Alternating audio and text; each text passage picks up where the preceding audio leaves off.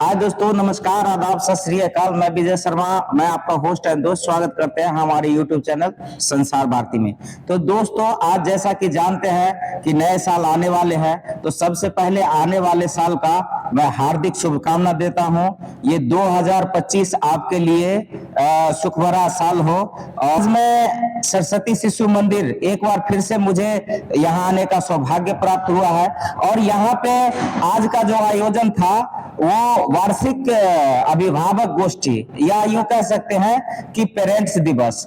ये इसलिए मनाया जाता है कि बच्चों में क्या कमी रह गई, बच्चों में क्या विकास हुआ, और बच्चों में और क्या विकास हो सकता था। इसी के बाबत यहाँ पे मीटिंग रखी गई थी, इसी के बाबत यहाँ पे एक सभा का आयोजन किया गया था। ये इसीलिए जरूरी है, लेकिन ये सरस्वती शिशु मंदिर जो कि शिक्षा के साथ साथ संस्कार भी बच्चों में देती है, ये इसीलिए कराती है कि जो हो सकता है कि आचार्य जितने भी यहाँ के आचार्य है, कोई ऐसा चीज जो उनको जानकारी ना हो कि हमसे बच्चे इससे अदृश्य है, तो गार्जियन उनको बताते हैं कि हमारे बच्चे में ही कमी है, और कोशिश करते हैं कि यहाँ के जो समिति महोदय हैं उसको पूर्ण करने का।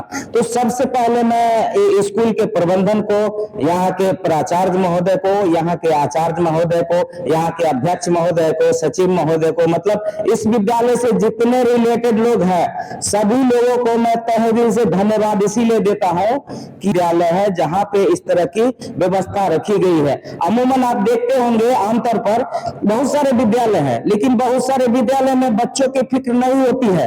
आप फीस दे रहे हैं, बच्चे पढ़ रहे हैं, नहीं पढ़ रहे हैं, लेकिन ये विद्यालय है जिसमें अभिभावक को भी बोलने का अधिकार दिया जाता है। इसे ही संस्कार कहते हैं। सबसे पहले मैं एक सर से दो लाइन पूछना चाहूंगा कि जो ये विद्यालय में आज का जो मीटिंग रखा गया था, तो बहुत सारे गार्जियन बहुत सारा अपना विचार रखे, उसके बाबत हमारे प्रधानाचार्य जो है सो बहुत सारे बात भी बताए, जो कि आगे के वीडियो में आप देखेंगे। तो पहले सर से मैं जानना चाहूंगा, ये सर का भी वीडियो आप आगे देखेंगे, लेकिन हमारे लिए दो शब्द इसीलिए कि सबसे पहले आज के डेट में बच्चों में विकास के लिए सबसे पहला महत्वपूर्ण क्या चीज है जो कि गार्जियन को करना चाहिए। सर, सबसे पहले तो आपका परिचय लेंगे और थोड़ा सा ये जानना चाहेंगे कि बच्चों में आज के विकास के लिए सबसे पहले गार्जियन को किस चीज पे ध्यान देना चाहिए। मैं तरुण कुमार झा, जी सर, और यहाँ इस विद्यालय में प्रबंधकारिणी समिति का अध्यक्ष हूँ। जी सर। बच्चों में सबसे पहले जरूरी है कि विद्यालय को परिवार से और समाज से जोड़ना, तभी शिक्षा में बच्चों में गुणात्मक सुधार होगा। आज का ये अभिभावक गोष्ठी बहुत सफल रहा, और निश्चित रूप से हर विद्यालय में ऐसा होना चाहिए। बच्चों में जो कमियां हैं उन कमियों को हम लोग विद्यालय में जो है उसको देखते हैं, अपने अभिभावक से सुनते हैं और उसका निदान करने का प्रयास करते हैं। तो निश्चित रूप से विकास के लिए, बच्चों के विकास के लिए ये आवश्यक है, और प्रत्येक विद्यालय में इस तरह का होना चाहिए, क्योंकि हम बिना समाज को जोड़े, बिना परिवार को जोड़े समुचित विकास बच्चों में नहीं कर पाते हैं। क्योंकि बच्चे विद्यालय में 5 घंटे 5.5 घंटे रहते हैं, बाकी समय अपने घर पर बिताते हैं। ऐसी स्थिति में विद्यालय शिक्षकों का और गार्जियन का समन्वय होना बहुत ही आवश्यक है, तभी हम सही मायने में बच्चों को विकसित कर सकेंगे। और इस मामले में आज विद्यालय जो ये विद्यालय बहुत ही सफल रहा, ये गोष्ठी बहुत सफल रहा।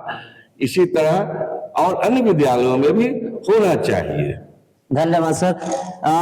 सर बहुत बड़े सुझाव दिए हैं, और यहाँ पर जितने बैठे हुए हैं जो गणमान्य लोग हैं के बातों को, एक एक बातों को सहृदय उतारिए।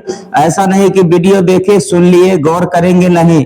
ये लोग जो बोलते हैं और इन लोगों का जो वाणी है, आप समझ सकते हैं कि एक दूध है उसका कितने प्रकार होता है। दूध को जलाते हैं तो दही बनता है, और दही से जो है सो मलाई निकाल करके घी बनाते हैं। तो वो इन लोगों का जो एक से एक सेंटेंस है, वो मैं ये तो नहीं कहता हूँ घी से भी बहुमूल्य है। तो आइए, एक आगे सर बैठे हुए हैं, उनसे थोड़ा सा जानकारी लेते हैं कि बच्चों को विकास के लिए बच्चों को विकास के लिए आप विद्यालय में भेजते हैं, लेकिन आपको भी घर पे क्या करना चाहिए बच्चों के विकास के लिए? आइए सर से थोड़ा सा जानते हैं। सर अपना परिचय बताएं सर।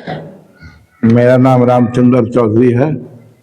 मैं बहुत दिनों से इस विद्यालय से जुड़ा हुआ हूं और वर्तमान में मैं यहाँ प्रबंध कारिणी समिति में संरक्षक का निर्वाह कर रहा हूं। निर्वाह कर निश्चित रूप से बच्चों में सर्वांगीण विकास के लिए सबसे प्रथम माता पिता आचार्य और वातावरण सभी चीजों का आवश्यक। तो मैं सुझाव दूंगा कि पहले माता पिता को अपने चरित्र में, अपने कार्य में ऐसा करे जो आपसे जो वह सीखेगा, आपको जो देखेगा वह करेगा। उसी तरह मैं आचार्यों को भी सुझाव देता रहता हूं कि आप भी जैसा करेंगे वैसा आपके बच्चे उसको उतारेंगे, इसलिए कि वो अनुभव करते हैं, प्रैक्टिकल आपका देखते हैं, वैसा ही करेंगे। और कार्यकारिणी के हम लोग हैं, आज जो उन लोगों का सुझाव आया है बच्चे लोगों का, हम लोग इस पर विचार करेंगे और 100% कोशिश करेंगे कि निश्चित रूप से उन लोगों का जो सुझाव आया है उसको हम कार्यान्वयन करेंगे। इसलिए कार्य समिति के जो मेंबर होने के नाते हम लोग का यह दायित्व बनता है।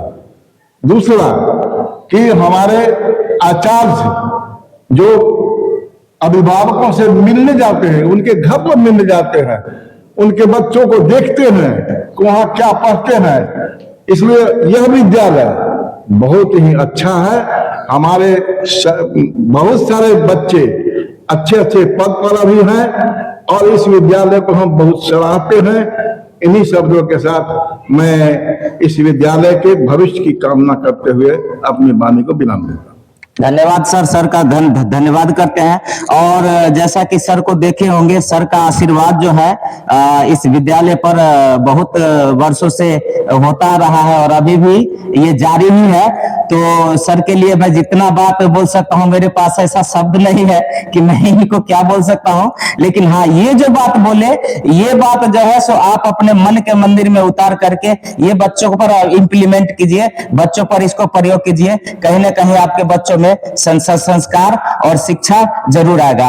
एक मैम बैठी हुई है, आइए इनसे जानते हैं और ये भी अपना परिचय देंगे और बच्चों के बारे में। अभी इनसे एक सवाल मैं ये भी करूंगा कि आज के बच्चों में मोबाइल एडिक्टेड बच्चे हो गए हैं। माँ बाप कहे बच्चे मोबाइल को चार्ज में लगा के चले जाते हैं और बच्चे मोबाइल देखते रहते हैं पढ़ाई की जगह।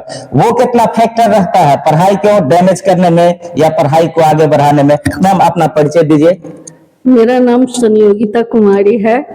मैं सेवानिवृत्त शिक्षिका हूँ और जब से मैं सेवानिवृत्त हुई हूँ तब से इस प्रबंध कारिणी समिति में जुड़ी हुई हूँ और यहाँ का वातावरण बहुत ही स्वच्छ है। शिक्षा के साथ संस्कार भी दिया जाता है। जी। यहाँ पर मेरा बच्चा भी पढ़ा है, अभी मेरी पोती पढ़ रही है। जी। मैं यहाँ बराबर आती जाती हूँ, सब अनुशासित में रहते हैं, सब देखती हूँ। आचार्य लोगों का भी बहुत ही अच्छा बिहेव और ये शिक्षा देने की क्षमता है। फिर भी सब चीज रहते हुए बच्चों के नींव में जाना बहुत जरूरी होता है। इसलिए अभिभावक गोष्ठी बहुत ही जरूरी है। क्योंकि पहले जिस तरह डॉक्टर बीमारी जानते हैं तब उसकी दवा करते हैं। तो बच्चों को तो यहाँ सबके साथ सर्वांगीण विकास के लिए सब चीज दिया जाता है। फिर भी बच्चों का अलग से जानना बहुत जरूरी होता है। जब अभिभावक आते हैं तो अपने बच्चों की विशिष्टता बताते हैं। क्या कमी है और क्या खूबी है। तो इससे हम लोगों को ये शिक्षकों को, आचार्यों को जानकारी मिल जाती है। उसके अनुसार उस सब पर भी विशेष दिया जाता है। बाद बाकी और मोबाइल के बारे में जी मोबाइल के बारे में एक बहुत बड़ा फैक्टर है। जैसे गार्जियन को लगता है कि हमारे बच्चे पढ़ नहीं पा रहे हैं, लेकिन सारे आचार्य, सारे प्रचार, सारे विद्यालय, सारे विद्यार्थियों के घर पर जाकर के देखना, वॉच करना कि मोबाइल चला रहा है कि पढ़ रहा है, संभव नहीं है। वो संभव है गार्जियन से ही। उसके बारे में दो शब्द कहें। तो जब अभिभावक लोग आए तो उन लोगों से पता किया गया कि कौन बच्चे कितना टाइम देते हैं ये मोबाइल पर। जी, जी, कुछ जी। बच्चे बहुत जिद करके ज्यादा देर देते हैं, कुछ कम देते हैं। जी जी माता पिता ही यही इस आदत को छुड़ा सकते हैं। जी जी जी जी। लेकिन उसमें गुरु की भी भूमिका होनी जी, चाहिए। जी, बड़े जी। बच्चे जो होते हैं जी, जी, जी। वो कहने से नहीं समझते हैं। जी, जी, जी। तो गुरु का प्रभाव ज्यादा होता है। पहली गुरु तो माँ होती माँ है। बाप है। जी, जी, तो जी। पहले कोशिश करना चाहिए कि बच्चों को मोबाइल से ज्यादा से ज्यादा दूर रखें। जी जी जी जी। उनकी आदत न डाले। देखा जाता है कि माँ जो होती है अपने काम के फेरे में बच्चों को गाना लगा के, कभी कुछ दे के वो मोबाइल दे देती हैं, जो उनका आदत पड़ जाता जी, है। जी, जी। ये बच्चों का आदत होता है। 3 सप्ताह जब हम कोई चीज बार बार करते हैं तो मेरी आदत बन जाती है और जिंदगी में पीछा करते रहती है। जी जी जी जी। इसलिए हमको चाहिए कि बच्चों को आदत न डालें। थोड़ा मोड़ा अगर देना है तो दीजिए, लेकिन उसको आदत नहीं देना चाहिए। इससे बच्चों की पढ़ाई में बहुत हानि होती है, समय बर्बाद होता है। जी, जी, जी। और शिक्षकों पर लांछना न लगाएं। जी जी जी जी। और कभी कभी आकर माता पिता आचार्यों से मिला करें। जी, जी, और जी। अपने बच्चों की देखभाल मतलब बीच बीच में भी आकर के मिलना हाँ, मिल चाहिए। सकते जी हैं। जी जी जी, बहुत बड़ी बात है। विशेष खूबी और खराबी जब भी बच्चों में पता चले तो बीच में आके भी आचार्य से मिल करके और अपने बच्चों का देखभाल करें। इसीलिए अभिभावक मीटिंग की जाती है। चलिए, बहुत बहुत धन्यवाद मैम का। अब यहाँ पे अभी बात करेंगे यहाँ इस विद्यालय के प्रधानाचार्य श्री अरुण मंडल जी से।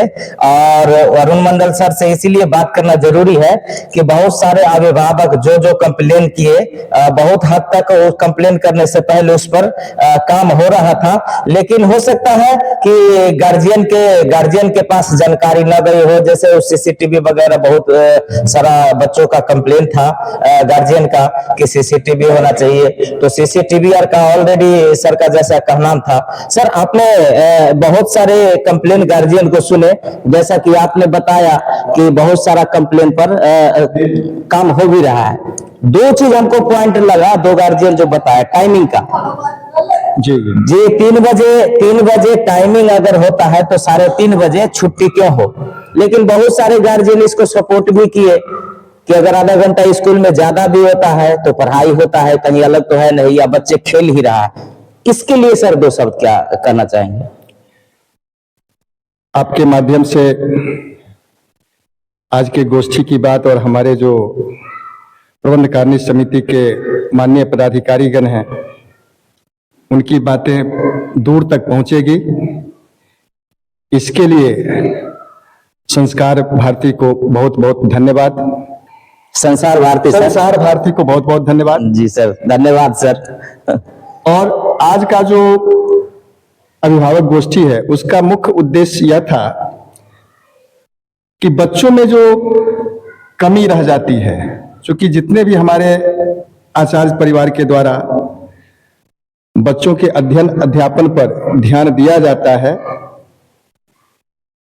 हम अपने तरफ से पूरी कोशिश करते हैं, लेकिन कोशिश के बावजूद भी जब बच्चे यहाँ से अपने माता पिता के पास जाते हैं तो उनकी भी दृष्टि उन पर रहती है कि बच्चे विद्यालय से क्या लेकर आए। जी जी। तो उनके मन में भी कुछ बातें होती है, तो उनकी बातों को जानकर फिर उस बच्चों के प्रति ध्यान रख के उस अनुरूप निदान करना, जी जी जी जी, उसका उपचार करना। क्योंकि पेशेंट के जब तक उसके परेशानी को हम भली भांति नहीं समझ पाएंगे तब तक उसका सही उपचार नहीं हो उपचार नहीं हो सकता है। तो ठीक उसी प्रकार से जो हमारे भैया बहन हैं उनमें क्या कमी रह गई जो हमारे संज्ञान तक बात नहीं आई, वो हम पेरेंट्स के माध्यम से उस बात को जानना चाहते हैं और तदनुरूप उसमें हम यथोचित प्रयास करके उस कमी को दूर करने का प्रयास करते हैं। अभी अभिभावक की तरफ से कई प्रकार की बातें आई है, जो सुविधा की वो बात कर रहे थे, सीसीटीवी कैमरा। जी जी।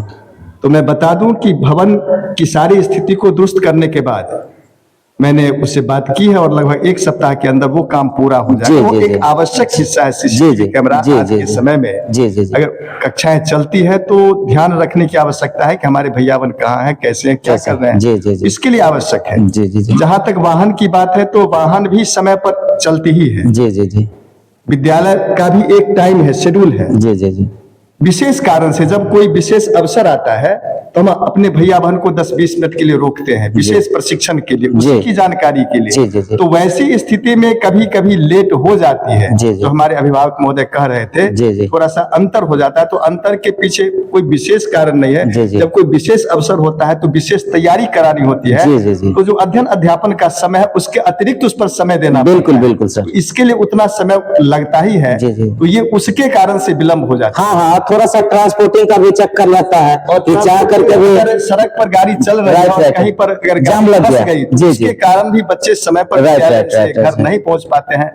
तो हमारे अभिभावक का शंका जायज है, जायज है। लेकिन कारण का जब निराकरण हो जाता है कि जी, क्यों ऐसा हुआ, जी। तो फिर हमारे अभिभावक संतुष्ट हो जाते हैं और हमारी बातों से सहमत होते हैं। जी, जी, जी, तो इस सर। प्रकार से उसके कमी को देख के हम उसको दूर करने का प्रयास करते हैं। अभिभावक गोष्ठी का यही मुख्य रूप से उद्देश्य होता है। जी, आज का जितना भी जो अभिभावक के द्वारा कंप्लेन किया गया था, सर के जैसा वीडियो में आप देखेंगे, आगे जो वीडियो क्लिप सर का पूरा देखिएगा, स्किप मत कीजिएगा। हाथ जोड़ करके विनती करते हैं कि वीडियो कोई सा भी स्किप मत कीजिए, क्योंकि ये इंटरटेनमेंट का वीडियो आप देखते रहते हैं। ये जो वीडियो है ये नॉलेजेबल वीडियो है, नॉलेज का वीडियो है, तो इसे आप स्किप मत कीजिए।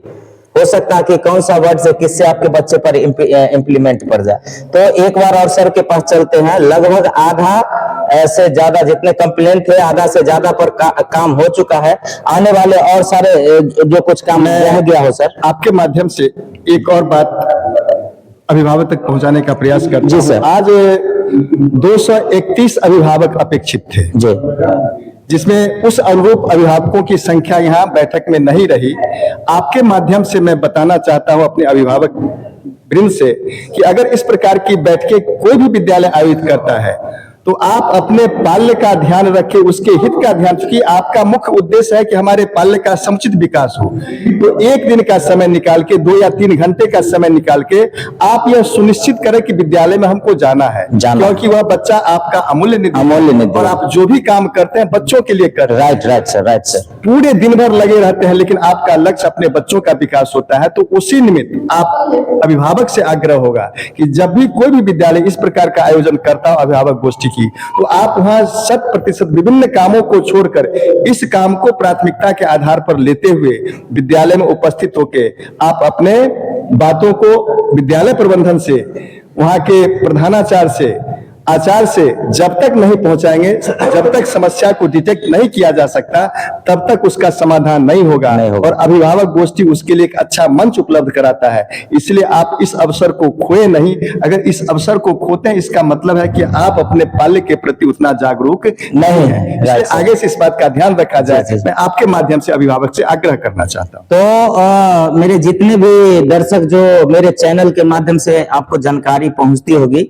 जैसा कि सर का नाम हुआ कि बहुत सारे अभिभावक जो आज अनुपस्थित थे, जिनको आना चाहिए था, ये आना चाहिए था इसीलिए कि उनके लड़के, उनके जो लड़की, जो भाई और बहन, या स्कूल का जो प्रचलन है शब्द में भैया और बहन, उनके हित के लिए आप लोगों को आना चाहिए था कि उनमें क्या कमी है और क्या खूबी है, ये दोनों को आपको रिप्रेजेंट करना चाहिए था। लेकिन सर का कहना हुआ कि हम लोग प्रबंधन बनाते हैं लेकिन आप अनुपस्थित हो जाते हैं और बाद में आप लोगों को ये कंप्लेन रहता है कि हमारे बच्चों में ये कमी है।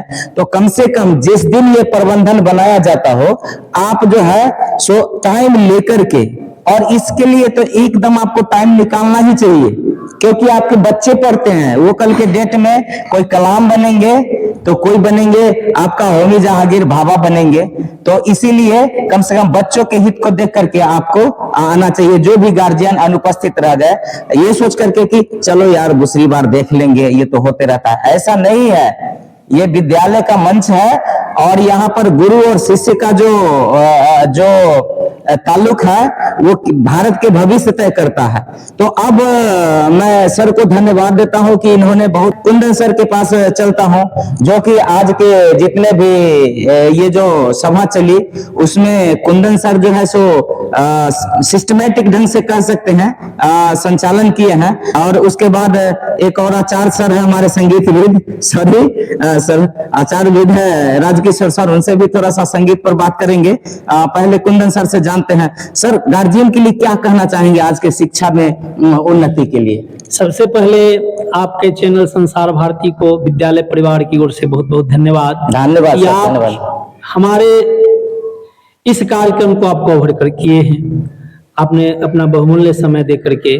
साथ ही साथ मैं आपको बता दूं कि ये अभिभावक जो गोष्ठी है होता है, ये मेरा दैनिक या कह सकते हैं कि हमारा ये वार्षिक कार्य योजना का विषय होता है। वर्ष में 2 बार इसका आयोजन हम करते हैं। जी सर। और निश्चित रूप से हम पाते हैं कि इस प्रकार के आयोजन होने से हमारी कई समस्याओं का समाधान स्वतः हो जाता है। जी जी सर, बिल्कुल। एक सीबीएसई का एक नॉर्म्स है कि अपने स्टूडेंट को जानिए। जब तक हम अपने स्टूडेंट को नहीं जानेंगे, और जानकारी उसके बारे में अधिकतम जानकारी हमको पेरेंट्स देते हैं, बिल्कुल, कि हमारे बच्चों में कहाँ क्या कमी है। जैसे कि आपने आज सुना भी कि हमारा बच्चा इंग्लिश नहीं बोल पाता है, हिंदी नहीं पढ़ पाता है, तो निश्चित रूप से हम तो समूह में 40 बच्चों को लेकर चलते हैं। जी, जी, लेकिन जी। इस प्रकार के जो गोष्ठी का आयोजन जब हो जाता है तो हम व्यक्तिगत रूप से ये जान पाते हैं कि उन बच्चों में कहाँ कमजोरी है, और हम सही सलामत ढंग से सारी समस्याओं का निदान ढूंढ लेते हैं। इस गोष्ठी का यही मतलब मुख्य उद्देश्य होता है। साथ ही साथ हमारा ये वार्षिक कार्य योजना का विषय है, कई वर्षों से संजोग से बीच में छूट गया था, जिसको हम लोगों ने पुनः इसको एक बार इस सत्र से हम लोगों ने आरंभ किया। और बहुत बहुत धन्यवाद कि आपने इस कार्यक्रम को कवर किया। सर गार्जियन आज बहुत सारा अनुपस्थित रहे।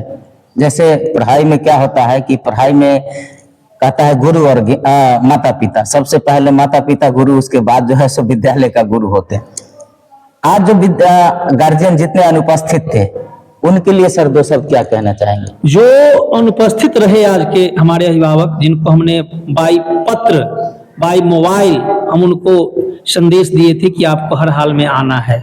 आपको विजय बाबू बता दें कि हमने कल भी वाच किया और आज भी वाच किया कि अपेक्षित संख्या नहीं आ पाते हैं। इसका यह मतलब है कि निश्चित रूप से हम जिस धन के पीछे हमको दौड़ना चाहिए उस धन के पीछे हम नहीं दौड़ रहे हैं। हम आर्थिक युग में जिस धन का बाद में चलकर वह धन उसके लिए बहुत मायने नहीं रखेगा। असल में हमारा असल धन क्या है? हमारा संतति है। और जब हम संतति के लिए हम घंटा 2 घंटा का समय नहीं निकाल सकते हैं, इससे हम समझ सकते हैं कि हम आज के युग में कहाँ जा रहे हैं, कैसे जा रहे हैं। तो जो अनुपस्थित रहे निश्चित रूप से बड़ा दुर्भाग्यपूर्ण है, उनको आना चाहिए, अपने बाल्य के लिए कुछ समय देना चाहिए। धन्यवाद सर। और अभी हमारे साथ में एक आचार्य सर हैं, आपने श्री राजकिशोर इनका नाम है। और मैं बता दूं कि अभी आपने इनका जो 2 शिष्य है, एक अमरजीत जयकर जिनको आपने देखा होगा, जिनका मैंने पिछले वीडियो में भी चर्चा किया था, और यहीं से पढ़ करके बिहार के लिए कांस्य पदक विजेता जो श्री राहुल कुमार जी थे, पिछले वीडियो में आप जाकर के देख सकते हैं मेरे चैनल में, कि उनको सम्मानित किया गया था। वो यहीं से पढ़ करके वहां पे गए थे। तो जो लोग ये समझते हैं कि सर्वांगीण विकास नहीं होता है, वो लोग ये समझ सकते हैं कि यहाँ के विद्यार्थी बिहार को रिप्रेजेंट करते हैं। और अभी जो हिमांशु यादव है, कई एक नेशनल टीवी का पुरस्कार जीत चुके हैं। तो ये देखने को मिल रहा है कि सर्वांगीण विकास है, बशर्ते कि आप अपने बच्चों को कितना घर पे टाइम दे सकते हैं और कैसे कैसे टाइम देते हैं। क्या अपने बच्चों को आप ये आइडेंटिफाई कर रहे हैं कि हमारे बच्चे का रुचि संगीत में है? क्या अपने बच्चों को आप ये आइडेंटिफाई कर पा रहे हैं कि हमारे बच्चे का निशानेबाजी में है? क्या अपने बच्चों को क्रिकेट में या फुटबॉल में, ढेर तरह का खेल है, लेकिन ये तभी पता चलेगा जब आप संगोष्ठी में आकर के बोलेंगे, तभी जाकर के। कहता है कि समस्या में ही समाधान है। तो जब तक आप समस्या बताएंगे नहीं, समाधान होने को नहीं है। सर से जानते हैं, राजकिशोर सर से, कि ये संगीत विशारद है और संगीत के क्षेत्र में इनका 2-2 शिष्य जो है अभी कमाल दिखा रहा है, पूरे दुनिया उनको देखती है। सर, संगीत में बच्चे के लिए, जैसे बहुत सारे बच्चे बोल नहीं पाते हैं, गार्जियन को बोल नहीं पाते हैं, या गार्जियन जो है उसको आइडेंटिफाई नहीं कर पाते हैं, वैसे गार्जियन के लिए सर 2 शब्द क्या कहेंगे? मूल रूप से प्राकृतिक रूप से जी आप संगीत का बखान करते हैं, यह भी तो प्रकृति का एक अद्भुत देन है। जी जी जी जी तो हम लोग ज्ञान अर्जन करने के लिए भिन्न भिन्न माध्यम का यूज करते हैं। जी, जी, इसमें जी। जो श्रेष्ठ माध्यम क्या हो सकता है? तो आपको जानते ही होंगे, जलोठा जी ने भी कहा था कि संगीत है शक्ति, हर सुर में बसे है राम, रागी जो सुनाए रागनी तो रोगी को मिले आराम। जी सर। और आज विज्ञान यह भी साबित किया कि संगीत से भिन्न भिन्न रोगों का इलाज चल रहा है। जी जी जी जी तो संगीत एक ग्रेट माध्यम है, जी, एक जी, जी। महान ग्रेट जी, जी। सोर्स जी, जी, ऑफ जी। अर्निंग जी, जी, एनीथिंग। जी, जी, जी। हम किसी भी चीज, खासकर शिक्षा के जगत में और ज्यादा महत्व जी, जी, होता जी। है जी, जी। कि आज मान लीजिए हम पोएम, जी, जी। पोएम को कहते हैं हम रिदमिक पढ़िए। जी, जी। तो रिदमिक क्या है?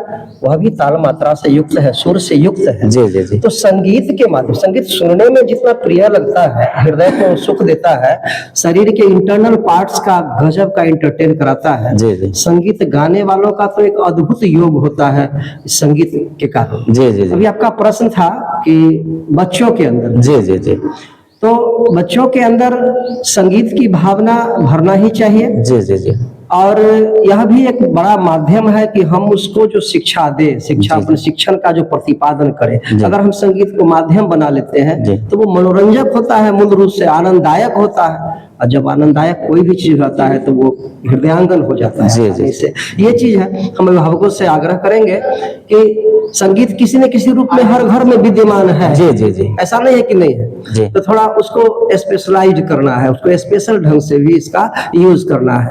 अब हम घर में वंदना करें, हम घर में हनुमान चालीसा पढ़े, सुर में पढ़े, वह भी तो संगीत ही है। जी, जी, जी। और उसका हमारे ऊपर बहुत बड़ा पॉजिटिव प्रभाव पड़ता है, हम संस्कारी होते हैं। ये सारी चीजें हैं। सर, एक सवाल और है। जैसे विद्यालय में तो जो भी माने संगीत की शिक्षा दी जाती है, जैसे भी दी जाती है, लेकिन हो सकता है कि कोई दूसरे स्कूल का विद्यालय हो, विद्यार्थी हो, और आपसे पर्सनली वो शिक्षा लेना चाहे। जी। ऐसा कुछ है उसके लिए व्यवस्था, या उसके लिए कुछ ऑनलाइन क्लास? क्योंकि बहुत सारे आदमी आपको सिर्फ नाम से, या हम जैसे मीडिया बंधु से देखते होंगे, मोबाइल पर देखते होंगे, तो लगता होगा कि इनसे हम पहुंच नहीं पाते हैं। जी। तो उन विद्यार्थियों के लिए क्या ऐसा है कोई विधि व्यवस्था जो आपसे संगीत को सीख सकते हैं और अपना जो है सो भविष्य को उसमें यूटिलाइज कर सकते हैं? जी, जी। दरअसल हम विद्यालय में हैं, जी। विद्यालय के लिए जीते हैं। जी। यहाँ जो संगीत की पूर्ति हमको करनी है वो हम करते रहते जी हैं। जी जी जी रह गया, आप जनरल और बाहर की बात किए हैं, तो अभी भी कुछ स्टूडेंट्स आते हैं मेरे यहाँ। जी जी संडे का दिन तय है। जी, जी। और जो आते हैं हम उनको निःशुल्क और हृदय से हम जो जानते हैं उनको बताते हैं। जी जी जी क्योंकि मैं भी जो ग्रहण किया है संगीत, जी सर। वो हमारे गुरुदेव हमसे, और हम भी यही सोच के ये करते हैं कि हमको जो जानकारी है, हमारे पास जो जुड़ते हैं, हम इच्छा दे देते जी, हैं, जी। हमसे जो बल पड़ता जी, है। जी। तो है, हमारे घर पर लोग आ जाते हैं संडे के दिन, और सैटरडे के शाम में भी कुछ लोग आ जाते हैं। तो कभी कभार हम, हमारे अंदर जो है, हम उसको बांटते हैं। जी, जी, जी। और विद्यालय में मूल रूप से है, यहाँ जो बच्चे हमारे इच्छुक हैं उनको आप देख सकते हैं, मुंशासीन बच्चे हमारे होते हैं, जी, मंच सर, पर जी, प्रोग्राम सर। करते हैं। तो यही है। हिमांशु यादव को आपने संगीत सिखाया था। हिमांशु एक यादव नेशनल टीवी पर प्रोग्राम का वो जी, जी। विजेता रहे हैं, उनके लिए सर 2 शब्द। हिमांशु यादव अपने यहाँ उसका एडमिशन हुआ, उसमें काफी छोटा था, जी। उसमें इसकी हॉबी थी। जी, जी। और यहाँ आने के बाद जिसको जिस चीज में हॉबी है उस तरह के टीचर के करीब हो जाते हैं। जी, जी। तो हम लोग उसको जो है तराशने की कोशिश यहाँ विद्यालय आप नहीं किए, फिर यहाँ से निकलने के बाद वो और भी तालीम लिया और भी जी, जी। ऊंचाई को छुआ, जी, जी। लेकिन उसका प्रारंभिक शिक्षा दीक्षा यहाँ से हुई है। तो राजकिशोर आचार्य जी का मैं तहे दिल से धन्यवाद करता हूं। और दोस्तों बताना चाहता हूं कि यदि आप मेरा ये वीडियो फेसबुक पर देख रहे हैं तो शेयर और फॉलो करना ना भूलें, और यदि आप यूट्यूब पर देख रहे हैं तो शेयर और सब्सक्राइब करना ना भूलें, और हाँ, बेल आइकन को जरूर हिट करें ताकि अगले वीडियो का आपको नोटिफिकेशन मिलता रहे। तो देखते हैं बच्चे यहाँ से पढ़ाई करके जाते हैं और मोबाइल लेके अपना बैग पे चालू हो जाते हैं। इस चीज पर मोबाइल पर ध्यान दिया जाए। अभिभावक लोग क्यों नहीं ये समझते हैं मोबाइल हमारे लिए कितना हानिकारक है। लाभदायक है तो हानिकारक भी है। बच्चा को मोबाइल से जितना दूर रखेंगे उतना ही बच्चा आगे हमारे बढ़ेंगे। मोबाइल देना जो गलत नहीं है, हम नहीं कहते मोबाइल दीजिए, बस जितना नहीं दीजिए जितना उसका लिमिट है। हर बच्चा देखते हैं पढ़ाई कम और मोबाइल में ज्यादा रहता है। मोबाइल से बहुत ही अलग अलग तरीका बीमारी हो रहा है, आंख पे प्रॉब्लम, और अब मतलब पढ़ाई में मन नहीं लगता। अभिभावक टीचर लोग को कहने आते हैं कि मेरे बच्चे पढ़ते नहीं है, मेरे बच्चे ये नहीं करते हैं, ऐसे नहीं करते हैं। इस चीज से अभिभावक को भी सोचना चाहिए कि हमारे बच्चे मोबाइल से कितना हमको नुकसान हो रहा है और कितना फायदा हो रहा है। अभिभावक इस चीज पर ध्यान दे, और आचार्य जी तो ध्यान दे ही रहे हैं, आचार्य जी तो आगे बढ़ा ही रहे हैं। अपना बच्चा कौन चाहता है कि मेरा बच्चा पीछे रहे? सभी लोग टीचर लोग चाहते हैं कि मेरा बच्चा अच्छा मुकाम हासिल करे, अच्छा एजुकेशन पाए। कौन टीचर चाहेंगे कि मेरा बच्चा पीछे रह जाए, पीछे आगे बढ़े? अभिभावक को ये सोचना चाहिए। वो तो अपना काम कर रहे हैं, अभिभावकों के भी आगे चल के कुछ बच्चे के प्रति कुछ करना चाहिए। इसलिए हम सभी अभिभावक चाहते हैं बच्चे को मोबाइल जितना कम दे उतना ही अच्छा रहेगा और आपका बच्चा आगे बढ़ेगा। एक बार जोरदार तालीम के लिए बताइए। धन्यवाद। वास्तव में मोबाइल आज वरदान से अधिक अभिशाप हो रहा है छोटे बच्चों के लिए। बड़े बच्चे तो कुछ उपयोग करते हैं, और निश्चित रूप से हम लोग को समाज में देखने को मिलता है कि यह वरदान से अधिक श्राप बनते जा रहा है। तो भाई हम सब लोगों को और हमको भी इस मुद्दा पर थोड़ा सा ध्यान देना है, सब शेष है। और अब ऐसा लगता है कि हमारे यहाँ जितने भी अभिभावक अभिभाविका उपस्थित है, इन सबों ने अपनी राय हमारे बीच रखे हैं। और अब कार्यक्रम की अगली कड़ी जो है हम आग्रह करते हैं कुंदन जी से कार्यक्रम को आगे बढ़ाएं। बहुत बहुत धन्यवाद। अपने सम्मानित अभिभावक वृंद का हम विचार संग्रह कर लिए हैं, और अगली कड़ी में अब हम बता दें कि कार्यक्रम अब समापन की ओर है। और आज के माननीय अध्यक्ष महोदय जो आज की अध्यक्षता इस संगोष्ठी करते हैं, उनका उद्बोधन होना है, धन्यवाद ज्ञापन होना है, और प्रधानाचार्य जी अभी अति संक्षिप्त में अपना शंका समाधान के लिए आएंगे, और उसके बाद शांति मंत्र के साथ कार्यक्रम संपन्न होगा। हम अभिभावक बंधुओं से आग्रह करते हैं कि हमारे लिए, अपने बच्चों के लिए आप 10 मिनट का और समय दें। तो हम माननीय प्रधानाचार्य से आग्रह करते हैं कि आप अति संक्षिप्त में भी जो जितना हो सके शंका समाधान करने की कृपा करें।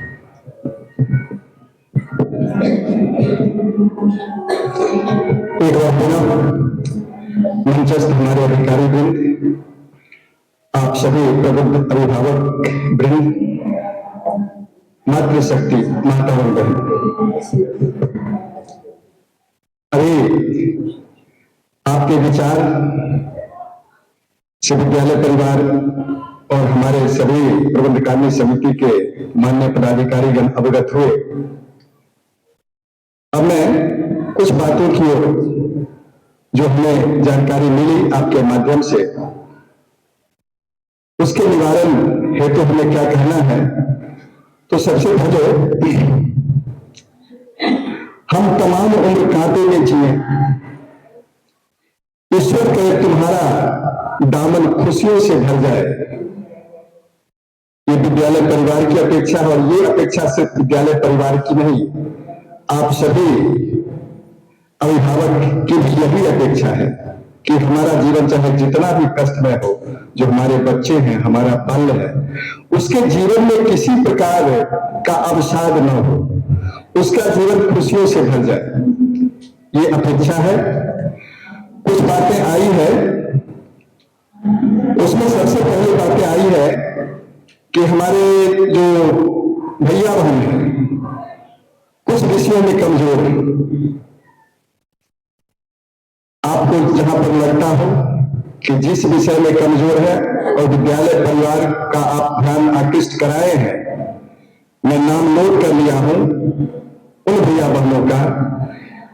अपने विद्यालय में विचार विमर्श के बाद वैसे भैया बहनों को चिन्हित करके मैं उस पर विशेष ध्यान रखने की आवश्यकता में अपने कक्षाचार्य महोदय से, और विशेषकर मैं भी चाहूंगा कि वैसे भैया जहां जहां कमजोरी है मैं भरसक आपकी उम्मीद पर खरा होने का प्रयास करूंगा। लेकिन इसी के साथ साथ मैं यह भी आग्रह करना चाहूंगा कि घर पर भी उसका जो रूटीन है वह व्यवस्थित हो।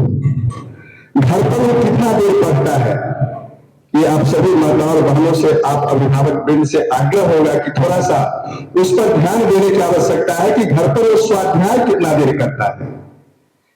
अगर हमारे भैया बहन यहाँ 5 घंटे 5.5 घंटे रहते हैं, विभिन्न विषयों में जो वर्क दिया जाता है, होमवर्क दिया जाता है, तो उस होमवर्क की तैयारी वह घर पर कितना देर स्वतः बैठ के करता है, उसके पढ़ने के घंटे कितने हैं स्वयं से।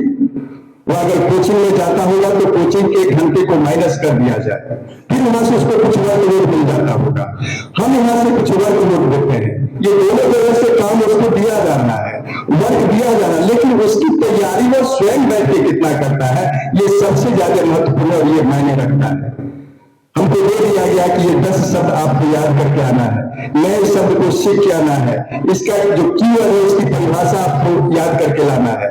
लेकिन अगर पर्याप्त समय वो घर पर नहीं देता, उसके लिए बैठता नहीं है, तो फिर वहां पर हमको थोड़ी सी असहज महसूस होती है। विद्यालय में एक कक्ष में जाने वाले आचार्य की प्रतिबद्धता होती है कि 40 मिनट का समय रहता है, उसमें 35, 40, 50 करके हमारे भैया बहन रहते हैं। तो हम चाहते हैं कि सबके पास पहुंचना, आज नहीं तो कल ध्यान रहता है, लेकिन वो जो समय की प्रतिबद्धता है उसमें हम बहुत कुछ चाह के भी नहीं कर पाते हैं, क्योंकि हमको रूटीन के साथ, समय के साथ और देखोगे 1 महीना में क्या सिलेबस कवर करना होता है, ये भी ध्यान में हमको रखना पड़ता है। तो इसीलिए सिर्फ आप एक के माता पिता है, हम यहाँ अगर 600 बच्चे, हमारे यहाँ 630 बच्चे नामांकित हैं, हम सबके माता पिता है, हमको सब पर ध्यान रखना पड़ता है। इसलिए आप सभी प्रबुद्ध अभिभावकगण, माता और बहनों से आग्रह होगा कि थोड़ा सा जो बच्चे कमजोर है, जिस विषय में कमजोर है, उसको आप वहां आग्रह कीजिए कि उस विषय की तैयारी बस चुपचाप बैठ के पढ़े। क्योंकि आजकल हमारे जो भैया बहन है वो पढ़ने लिखने का काम छोड़ दिए, पढ़ते कम है, सिर्फ किताब रखते हैं, पढ़ते कम। ये मैं भी महसूस करता हूं, और खास करके अभी मोबाइल की चर्चा हुई है, हम गुरु से ज्यादा गूगल पर भरोसा करने लगे, ये बहुत बड़ी विडंबना है।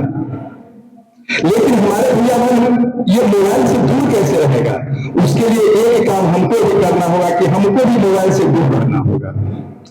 अगर हम मोबाइल के सानिध्य में रहते हैं, हमारे पास हमेशा मोबाइल रहता है, यदा कदा खाने के वक्त भी मोबाइल पर रहते हैं, कुछ भी करना है मोबाइल के पास रहते हैं, हम बात कर रहे हैं तब भी हम मोबाइल पर रहते हैं, हमारे सामने गेस्ट है तब भी हम मोबाइल पर बात करते हैं, अतिथि से बात करते हैं, ये अच्छी स्थिति नहीं होती है। मैं चाहूंगा कि आप स्वयं भी यह लेके हम भी जब मोबाइल से दूर रहेंगे तो हमारी जो पल है वह भी मोबाइल से दूर रहेंगे, क्योंकि हमारे भैया बहन आचरण से सीखते हैं। अगर हम स्वयं गुड़ खाते रहेंगे और अपने बच्चों को कहेंगे ये नहीं, गुड़ खाने की लत बहुत बुरी बात है, तो हमारी बातों को नहीं मानेगा। वो प्रयास करेगा कि इसमें क्या है कि हमारे पिताजी गुड़ खा रहे हैं और हमको क्यों मना कर रहे हैं, तो प्रयास करेगा गुड़ खाने का। मना करने के बाद चाइल्ड साइकोलॉजी है, जो आप मना करें वही बार बार करता है। बच्चे को हम कहते हैं कि वहां पर मत जाओ, हाथ जल जाएगा, लेकिन जब तक छूट नहीं देता है तब तक भरोसा नहीं होता कि हाथ जलता भी है क्या। ये बच्चों में विशेष आदत होती है जिसका आप लोगों ने जिक्र किया है कि बच्चा नटखट है, वो करके जानना चाहता है, और यही करके जानने की जो प्रवृत्ति है वह किसी भी बच्चे को परफेक्ट बनाता है। वो प्रैक्टिकल है, वह जान लेना चाहता है कि वास्तव में आग में गर्मी है क्या, और जिस दिन उसको ये महसूस हो जाए कि आग में गर्मी है तो हमारे नहीं करने के बाद में उसके पास नहीं जाएगा। को बच्चों का मसीहा कहा गया था, और इसलिए कहा गया था, उन्होंने कहा था कि बच्चा जैसा चाहता है उसको पहले कर लेने दीजिए, इसके बाद आपके ज्ञान की आवश्यकता उसको नहीं होगी। इसीलिए अगर हम बहुत कुछ कहना चाहते हैं तो पहले हम ये उस बात को करते हैं क्या, ये आपसे आग्रह होगा। आप बच्चों के नजदीक बैठिए, उसका हाल चाल जानिए। दूसरी बात है कि डायरी जो दिया जाता है उसमें एक तरफ अभिभावक के हस्ताक्षर के लिए जगह बने हुए हैं और दूसरी तरफ आचार्यों के हस्ताक्षर के लिए जगह बने हुए हैं। हम यहाँ से होमवर्क देते हैं, आचार्य जी एक तरफ साइन करते हैं, लेकिन उसमें एक कंडीशन है कि आप जो होमवर्क लेके गए 7 कालांश का, तो आप यहाँ से अभिभावक से ये साइन करा के अगले दिन लाना है। वह देखेंगे कि बच्चे को कौन कौन सा होमवर्क दिया गया है, आप होमवर्क कंप्लीट किए कि नहीं, ये अभिभावक को पूछना है। अगर बच्चे होमवर्क कंप्लीट कर लिए तब अभिभावक को एक दूसरे के साथ सिग्नेचर करना है। ये बार बार मैं बच्चे को बतलाता हूँ। तो थोड़ा सा आपसे आग्रह होगा कि इस बिंदु पर आपको भी कॉन्शियस रहना होगा कि जो होमवर्क लाया है डायरी है उसके पास। प्रत्येक बच्चे को डायरी उपलब्ध कराने की बात करते, हो सकता है कुछ बच्चे डायरी में कॉपी पर भी लिखते हैं, लेकिन ये आपको मन में ठानना होगा कि हमारे बच्चे अगर हमारे पास आए हैं तो आज हम डायरी चेक किए कि नहीं, ये आप खुद भी देखिए। और उसमें अगर कोई कहना हो, कुछ बातें कहनी हो, तो डायरी के फर्स्ट में 2-3 पेज के बाद उसमें स्थान बना हुआ है। आप लिखित शिकायत करना संबंधित आचार्य जी को दीजिए, हमको दीजिए, हमारा मोबाइल नंबर आपके पास होगा, बच्चे बताएंगे, आप हमको जानकारी दीजिए। अगर हमारे कान तक बात आती है तो मैं समाधान करने का प्रयास करता हूं। तो एक आग्रह आपसे भी होगा कि मोबाइल ये डायरी को आप हमेशा देखिए कि डायरी वह कंप्लीट किया है कि नहीं, जो होमवर्क दिया गया है डायरी में लिखा हुआ रहता है। दूसरी बात है कि कुछ बच्चे ऐसे कमजोर होते हैं कि डायरी पर से लिखने में उसको कठिनाई होती है। ये बातें सामने आई है, हालांकि पहले भी हम ये अपने आचार्य को हिदायत देते रहे हैं कि जो बच्चे कमजोर है देखिए कि डायरी में जो आपने होमवर्क दिया है ये बोर्ड पर, क्या हमारे बच्चे शुद्ध उसको अपने डायरी में नोट किया है। अगर नहीं किया है तो उसे करना चाहिए। अगर कहीं पर ये चूक हो रही है तो मैं अपने आचार्य से आग्रह करना चाहूंगा, दीदी से आग्रह करना चाहूंगा, लोग बैठक में करेंगे तो उसमें सारी बातों की जिक्र होगी। जो जो पॉइंट आपने सुझाए हैं सभी बिंदुओं पर सहानुभूति को विचार करेंगे, मैं आश्वस्त करता हूं। दूसरी बात है, सीसीटीवी कैमरा की बात आई है। अभी जब हम यहाँ आए हैं तो उसके बाद हमने कुछ जो विद्यालय में कमी दिखा उस कमी को पूरा करने का प्रयास किया, और उसी क्रम में जो भवन आप देख रहे हैं ये थोड़ा सा रंग हो गया है, प्लास्टर वगैरह नहीं था, नीचे भी सब कुछ नहीं था। तो हम थोड़ा सा ध्यान रखें कि जब भवन ठीक ठाक दिखता है तो अनुशासन का वातावरण स्वतः बनने लगता है। अगर ये सब कुछ बिखरा हुआ रहे तो कोई भी बच्चा आएगा या अभिभावक आएंगे तो आपके मन स्थिति पर उसका प्रतिकूल प्रभाव पड़ता है।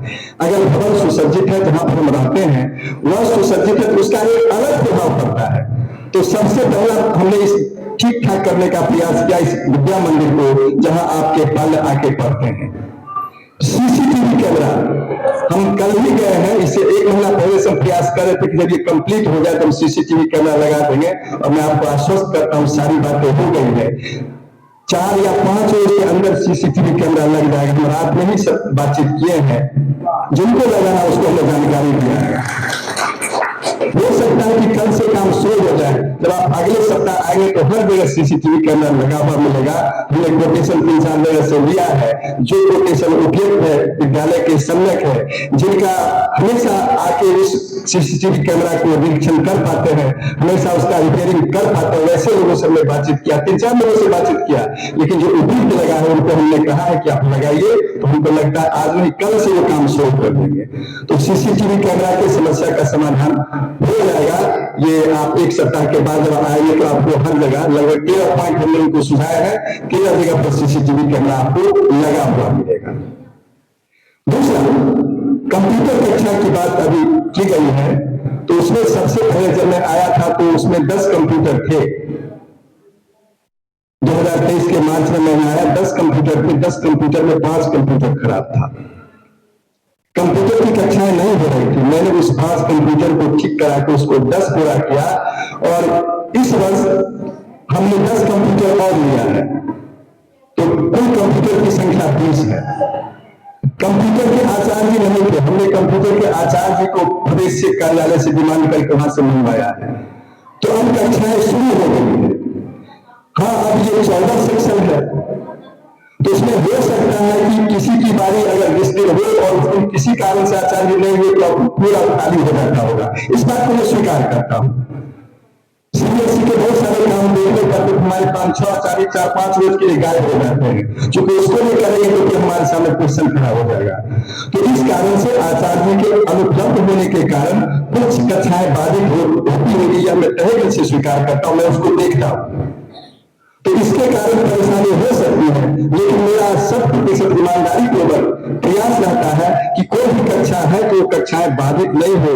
अगर वो आचार्य नहीं रहते हैं सब्जेक्ट के स्पेशलिस्ट नहीं रहते तो दूसरे आचार्य को हम लगाते हैं, तो उस समय कंप्यूटर का क्लास नहीं बल्कि दूसरा क्लास हो पाता है। लेकिन हम ये प्रयास करते हैं कि कक्षाएं खाली नहीं रहे।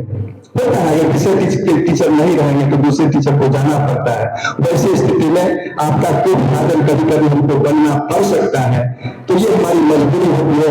आप हमारी मजबूरी को वहां पर ध्यान देंगे और सहानुभूतिपूर्वक विचार करेंगे। दूसरी बात है कि हमारे हाथ बंधे हुए, जैसा कि अभी एक हमारी अभिभाविका उषा किरण जी साहब थी, तो चली गई है, तो उन्होंने पहले के अनुशासन को देखा जब वो पढ़ रही थी, और अभी के अनुशासन के पैटर्न को देख रही है जब अपने बच्चे को पढ़ा रही है। पहले हमारे जितने भी गुरुजी थे वो स्वतंत्र थे, कभी कभी वह बल प्रयोग भी करते थे। आज हमारे हाथ बंधे हुए, मैं देख रहा हूं कि हमारे बच्चे नटखट हैं, इसको विशेष दबाव और प्रयास की आवश्यकता है, लेकिन हम ऐसा नहीं कर पाते। अगर कहीं ऐसा धोखे से भी हो जाता है तो फिर प्रतिक्रिया हमको झेलनी पड़ती है। तो बहुत जगह हमको सोच समझ के काम करना, हम देख रहे हैं इसके लिए वो भी आवश्यक है, लेकिन मैं ऐसा कर नहीं सकता, क्योंकि अहले सुबह में फिर हमारे पास वो कंप्लेन आ जाता है कि आपको किसने ये अधिकार दिया। तो हमारी समीक्षा कई जगहों पर होती जाती है, बहुत मायने में हमारे हाथ बंधे हुए होते हैं, लेकिन इसके बावजूद भी कहीं कहीं कुछ बातें होती है जहां आवश्यक होता है।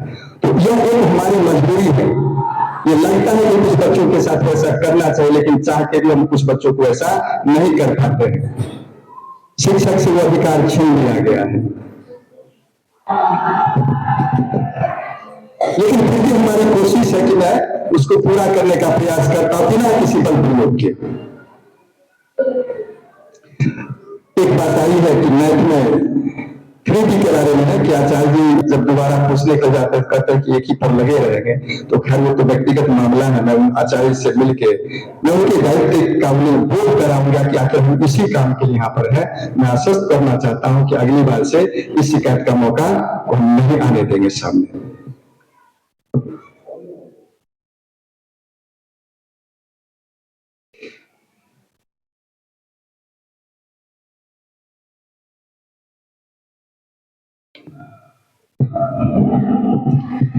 संस्कृत में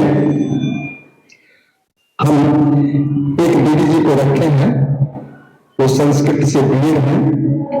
पहले एक ही दीदी हुई थी तो उनको ऊपर की कक्षाओं में आना पड़ता था, नीचे की कक्षाओं में जाते को भाग दौड़ लगी रहती थी। क्योंकि हमारे पास अगर पर्याप्त हैंड नहीं होगा तो कुछ न कुछ कमी रह जाएगी। लेकिन मैंने इस कमी को पूरा करने के लिए लगभग 1.5 महीना हुआ मैंने एक संस्कृत के अच्छे जो दीदी जी उनको रखे हैं, संस्कृत और हिंदी दोनों में पारंगत है।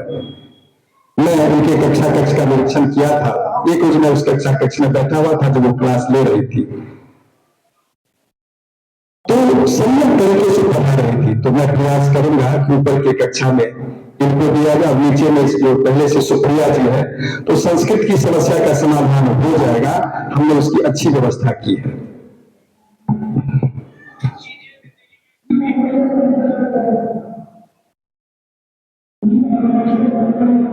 बच्चे अगर हम लोग कभी नहीं कहते हैं कि बच्चे को झूठ बोलना चाहिए। ये इससे पहले जो एक अभिभावक गोष्ठी हुई है, तो एक हमारे दीदी जी आई थी, उनका कहना था कि हमारा बच्चा सच बोलना यहाँ सीख लिया है। क्योंकि मैं बच्चे को कहता हूँ जब भी मैं क्लास में जाता हूँ, मैं प्रतिदिन 2 क्लास लेता हूँ, प्रतिदिन मैं नियमित रूप से 2 क्लास स्वयं लेता हूँ, बच्चों के बीच में रहने का, बच्चों पर अपना प्रभाव रहे इसके लिए। तो मैं बच्चों से वंदना सभा में भी और क्लास में भी जाके कहता हूँ कि कोई भी परिस्थिति हो, आप सत्य बोलने का प्रयास कीजिए। आपसे गलती हो जाए तो माता पिता को भी बता दीजिए कि ये हमसे गलती हो गई है। ये मानव का स्वभाव में उसे भूल हो जाए, गलती हो जाए, क्योंकि भगवान नहीं है, भगवान की श्रेणी में नहीं गया है। इसीलिए मैं विशेष तौर पर अपने स्वभाव के अनुसार मैं चाहता हूं कि हमारा कोई भी बच्चा झूठ नहीं बोले। हाँ, लेकिन गार्जियन से भी एक आग्रह होगा कि अगर बच्चा झूठ बोल रहा है तो पूरी ईमानदारी से उसको समझा दीजिए कि झूठ बोलना अच्छी बात नहीं है। अगर उसे सख्ती से पेश आएगी, एक झूठ अगर सामने आ गया और टावर को उसी समय पीटना शुरू करे तो अगले बार सच बोलने का साहस नहीं करेगा। इसलिए सच पर उसको शाबाशी दीजिए और झूठ पर क्षमा कीजिए उसको।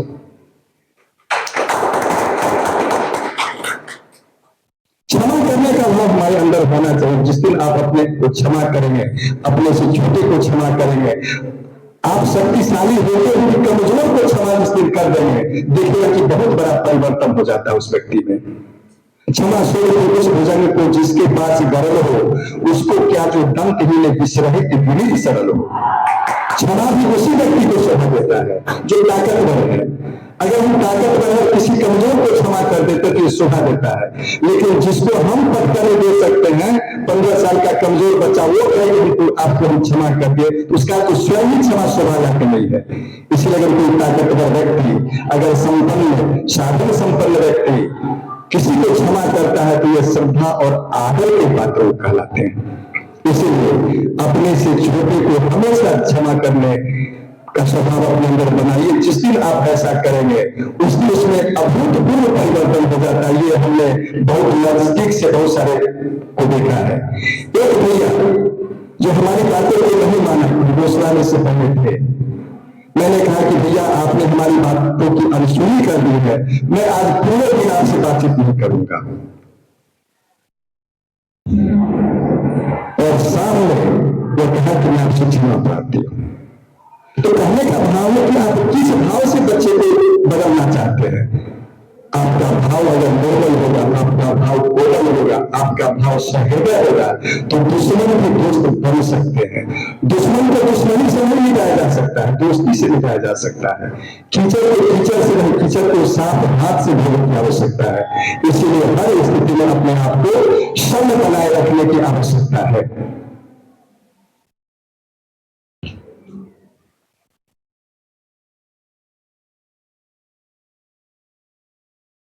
और अंत में मैं चाहूंगा 6 वर्ष के उम्र तक बच्चों के मस्तिष्क का 80% विकास हो जाता है।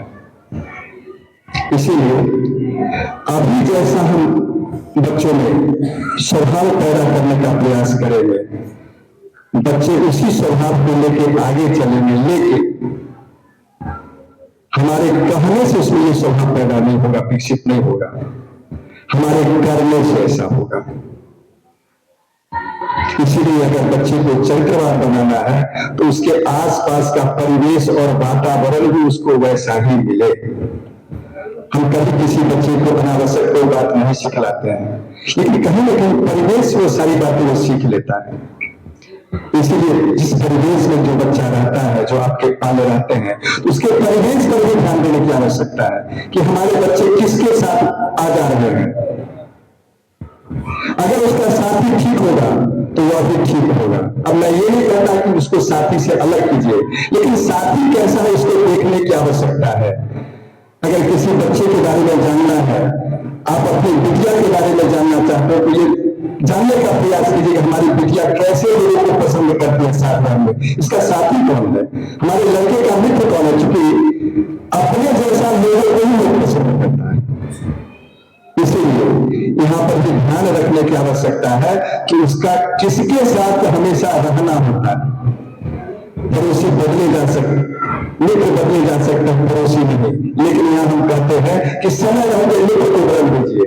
अगर उसका साथ रहने वाला भैया हम गलत दिशा में जा रहा है तो आप उससे थोड़ा सा सख्ती से निपटने का प्रयास कीजिए। समय रहते अगर हम बहुत कुछ ध्यान रखेंगे तो सब कुछ ठीक हो जाएगा। मैं आपको इसीलिए यहाँ पर आमंत्रित किया हूँ कि आपके जो अनुभव है, जो हमारे प्रति है, जो आप कुछ कहना चाहते हैं, हमें जो कुछ कमी रह गई है, हम ईमानदारी पूर्वक उस कमी को दूर करने का प्रयास करूंगा। इसी आशा और विश्वास के साथ आप सभी प्रबुद्ध अभिभावकों को बहुत बहुत धन्यवाद।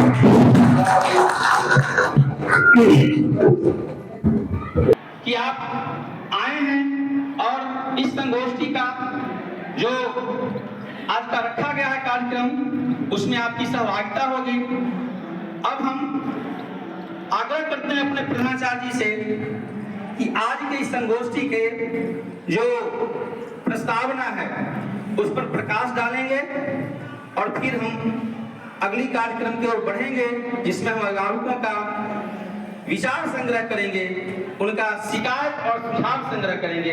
तो माननीय प्रधानाचार्य जी प्रस्तावना के साथ।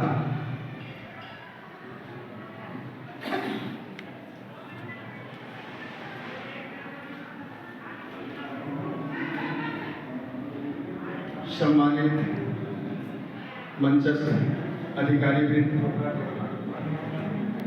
उपस्थित इस विद्यालय से जुड़े हुए आप प्रबुद्ध अभिभावक वृंद, मातृशक्ति के रूप में उपस्थित माताएं बहनें,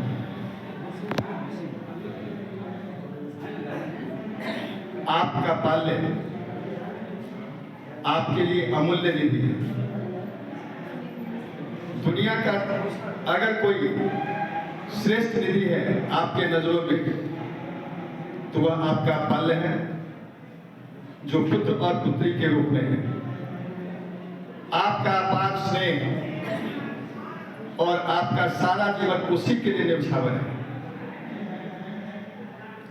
जिसे आप बहुत प्यार करते हैं और जिसके भविष्य के लिए जब वो गर्भ में आता है तो पूरा परिवार वहीं से तैयारी शुरू कर देता है कि इसका भविष्य उज्जवल कैसे हो। दुनिया का सबसे खुशी उसको मिले, ये कामना आपकी होती है और उसी आशा उम्मीद के साथ आप अपने बाल्य को विद्यालय को सौंपते हैं, विद्यालय परिवार को सौंपते। उसका जो एक महत्वपूर्ण चक्षु है, आंख है, एक भौतिक आंख है जो प्रकृति ने दी है, उससे हम संसार को देखते हैं। ये स्वाभाविक प्रक्रिया है, लेकिन एक वह भी आंख है कि इस आंख से उन सारी चीजों को नहीं देखा जा सकता। हम कह सकते हैं कि वह दिव्य दृष्टि है, जिसके पास वो नहीं, वह संसार की बहुत सारी चीजों को नहीं देख पाता। उसका होना आवश्यक है और उसके उस दृष्टि का विकास हो, इसके लिए आप किसी न किसी विद्यालय के गुरुजी को आप अपने अमूल्य निधि को सौंपते हैं। और जिस विद्यालय को सौंपते हैं वहां का विद्यालय परिवार भी बड़े आह्लादित होकर उस बच्चे को स्वीकार करता है, भैया बहनों को स्वीकार करता है और उसके भविष्य करने के लिए उसी दिन से विद्यालय परिवार सचेष्ट हो जाता है अपने पूरे प्रयास के साथ। आचार्यों में, हमारे दीदी जी में जो क्षमता होती है उसके संपूर्ण 101% क्षमता का उपयोग करके सभी आचार्य जी, दीदी जी विद्यालय प्रबंधन उसके विकास में लग जाते हैं। हम बारीकी से सब बातों पर ध्यान रखते हैं, उसके ऑलराउंड डेवलपमेंट के लिए, सर्वांगीण विकास के लिए जहां तक होता है विद्यालय परिवार सचेष्ट रहता है। लेकिन इसी प्रयास के क्रम में कहीं कहीं चूक हो जाती हुई जो हमारे संज्ञान में नहीं रहता।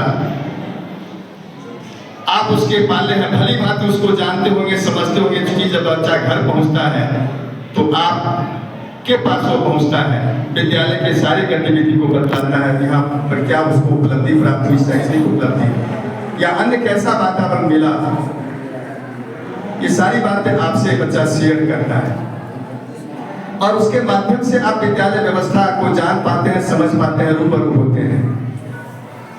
हमारे प्रयास के बाद भी हमको लगता है कि कोई कमी रह जाती होगी।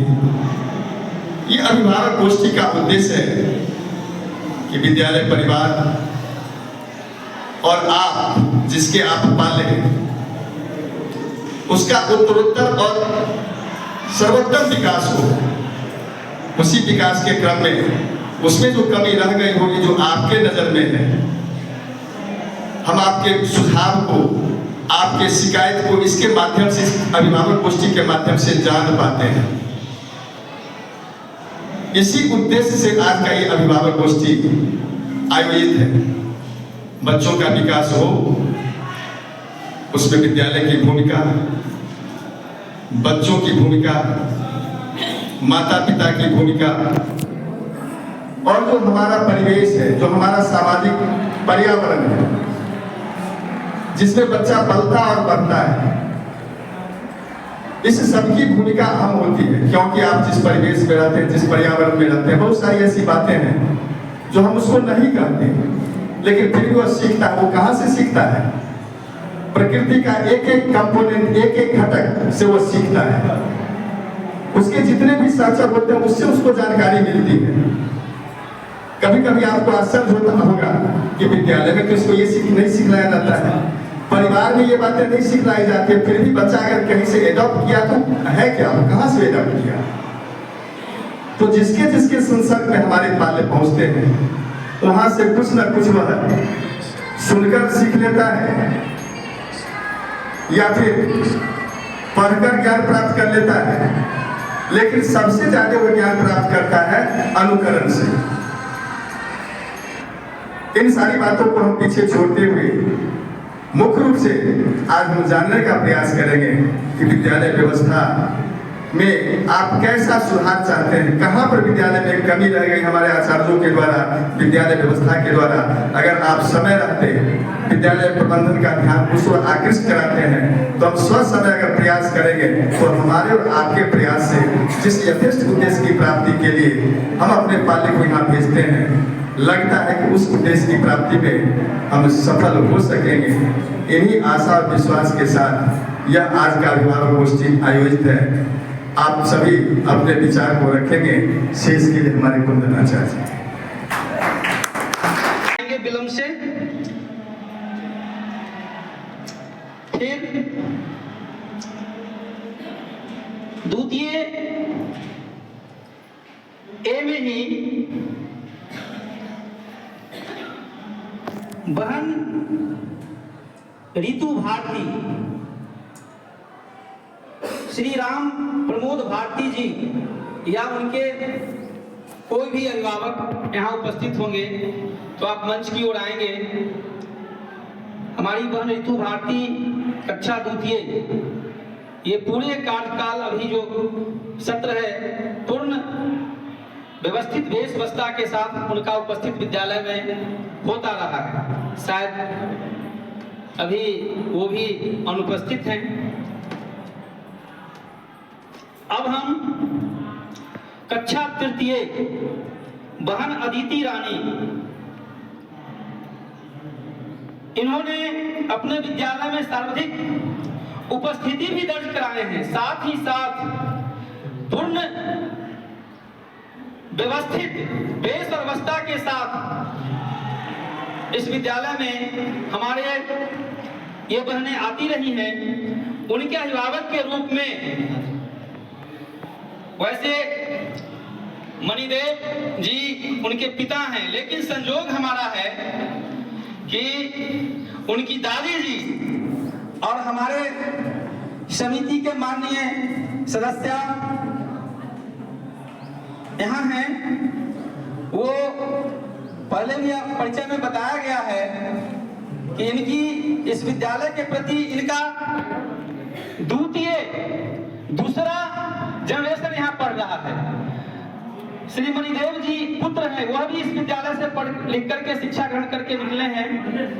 और हम श्रीमती संजोक्ता जी जो हमारी कार्यकारिणी की सदस्य हैं और अदिति रानी की दादी जी हैं, उनको सम्मानित करने के लिए अपने कार्यकारिणी के अध्यक्ष महोदय से आग्रह करेंगे कि आप उनका सम्मान करेंगे। अध्यक्ष महोदय श्री तरुण बाबू से आग्रह है। ये अभिभावक भी हैं, हमारे कार्यकारिणी में भी हैं और अदिति रानी की दादी जी हैं।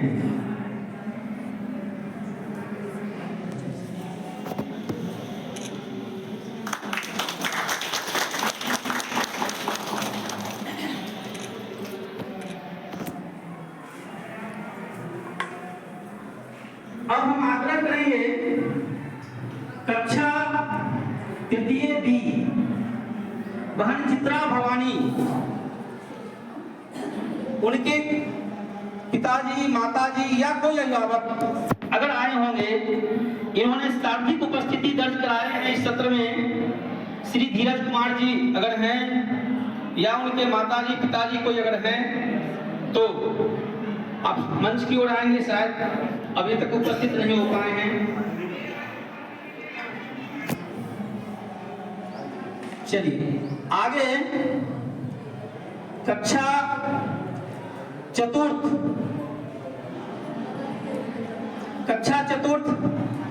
से बहन चांदनी, इन्होंने उपस्थिति में सार्वधिक ये बहन सार्वधिक इस सत्र में उपस्थिति दर्ज कराई है। और हम आग्रह करेंगे चांदनी के माताजी पिताजी या कोई अभिभावक है तो मंच की ओर आएंगे। और माताजी शायद उपस्थित हैं, आप मंच की ओर निश्चित आइए। इसमें शर्माने की कोई बात नहीं है। अरे आपकी भूमिका है, आप तैयार करके भेजे हैं। और हम श्रीमती संजुक्ता जी से आग्रह करेंगे कि आप हमारी अदिति की चांदनी की माता जी को आप सम्मानित करेंगे। मंच की ओर आप आए। चांदनी की माता जी हैं उपस्थित, आइए। अरे हम लोग आना चाहिए, आइए ना। आ जाए। वादा ही नहीं चाह रहे हैं। कौन है माता जी? सबसे पीछे जो बच्ची हुई है। अरे प्रथम गुरु माँ होती है अपने बालक। आइए आप वहीं जाइए। अरे आग्रह है, आग्रह है श्रीमती संयुक्ता जी से कि आप उनके ही जगह पर जाएंगे। श्रीमती संयुक्ता जी से आग्रह कि आप आ गए। धन्यवाद। यार आपसे बहुत परिश्रम करवा रहे हैं।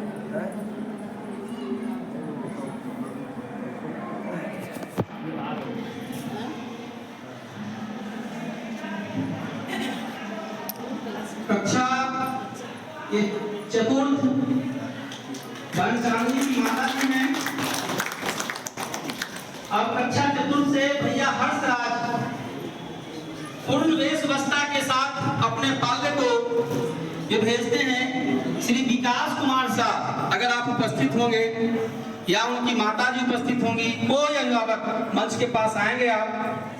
और अपने सह सचिव श्री राधे श्याम बाबू से आग्रह है कि आप भैया हर्षराज के माता जी उपस्थित हैं आज के संगोष्ठी में, आप उनको सम्मानित करेंगे।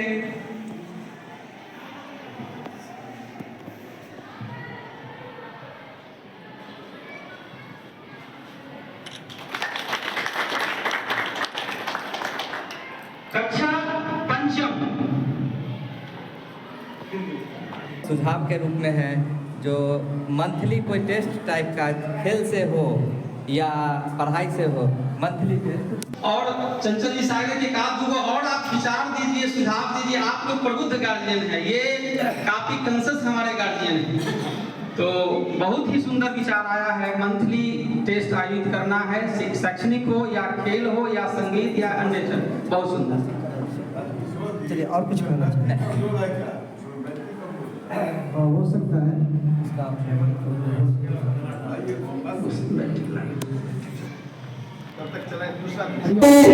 अपेक्षित संख्या आप जितना है उससे ज्यादा का था।